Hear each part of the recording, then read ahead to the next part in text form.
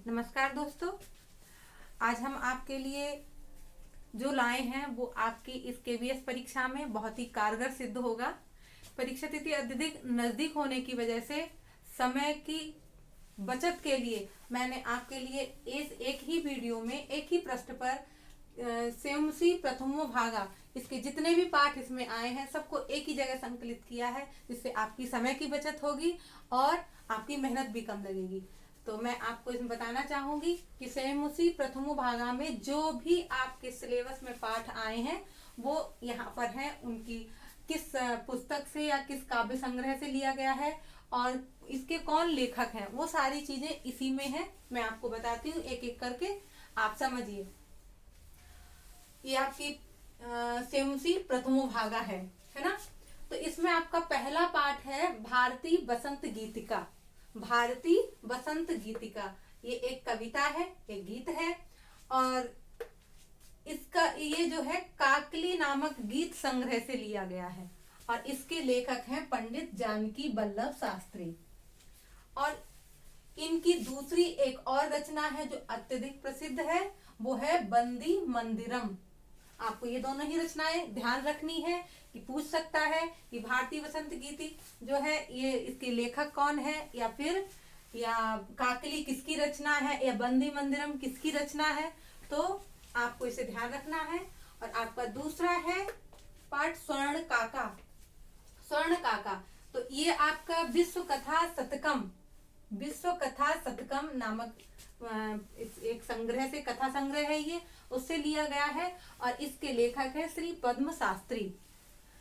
और इन पद्म शास्त्री के द्वारा और इनकी जो रचनाएं हैं उन्हें मैंने एक ही इसमें संकलित किया आपको याद करने के लिए। इनको सही तरीके से यहाँ पर लगाया है, वो आप देखें।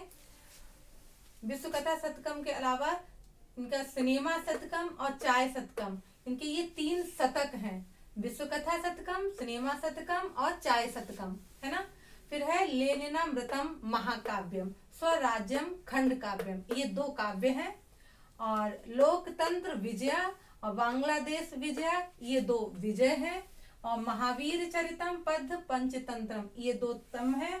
और मदिया सोवियत यात्रा, ये एक यात्रा है। यानी इनकी ये 10 रचनाएं हैं जो कि ग्रंथ के रूप में है।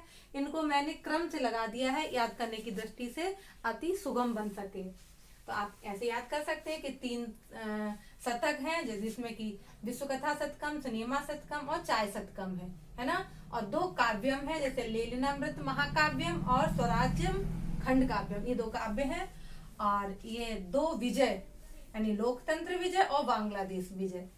ऐसे ही महावीर चरितम है पद्य पंचतंत्रम, ये याद रखिएगा कि पद्य पंचतंत्रम आएगा तो आपको श्री पद्म शास्त्री लगाना होगा, है ना कि विष्णु शर्मा। ये याद रखने वाली बात है, ये पॉइंट आपको ध्यान में रखना चाहिए। और पाठ नंबर 3 गोदोहनम, ये चक्रव्यूह नामक पुस्तक से लिया गया है और इसके लेखक जो है वो श्री कृष्ण चंद्र त्रिपाठी जी हैं। गोदोहनम चक्रव्यूह पुस्तक से लिए गए हैं और इसके लेखक हैं श्री कृष्ण चंद्र त्रिपाठी।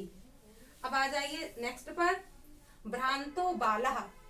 भ्रांतो बालः ये एक संस्कृत प्रौणावली, एक संग्रह है संस्कृत प्रौणावली जिसमें कि बहुत सारी कथाएं कहानियां हैं संकलित। और इसके लेखक हैं श्री वाई महालिंगम शास्त्री, ये आपको ध्यान रखने वाली बात है। और नंबर 5 है सिक्ता सेतु, जो कि कथा सरित सागर, जिसमें कि 18 भागों में विभाजित है, 18 लंबक है इसमें। और ये जो कथा सरित सागर की ये जो सिक्ता सेतु है ये 7वें लंबक से ली गई है। और इस कथा सरित सागर के लेखक जो हैं वो सोमदेव हैं। और नेक्स्ट है बांग में प्राण स्वरूपम, और ये आपका छांदोग्य उपनिषद के 6ठे अध्याय पर आधारित है।